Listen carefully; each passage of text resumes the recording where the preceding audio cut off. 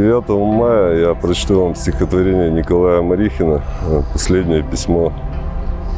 Когда от сыночка письма долго нет, в тревогах, мать ночи и дни, жди, мама, придет долгожданный привет, немножко еще подожди. Быть может, он там, где суровый приказ, где строгий армейский закон. Верь, мама, придет тот денечек, тот час, письмо принесет почтальон. А если любимый не пишет тебе, не плачь, что он писем не шлет. Но верь ему и себе, и судьбе, сам скоро, быть может, придет. Придет, примчится, обнимет, прижмет, твои расцелуют уста. Кто любит и ждет, к тому счастье придет. Пусть истина эта проста, лишь верой живем, и тот Богом храним, кому доверяем без слов. Кто нам всегда и безмерно любим, и значит дождемся его. Кто верит и ждет, благословна судьба, тот ангелом светлым храним.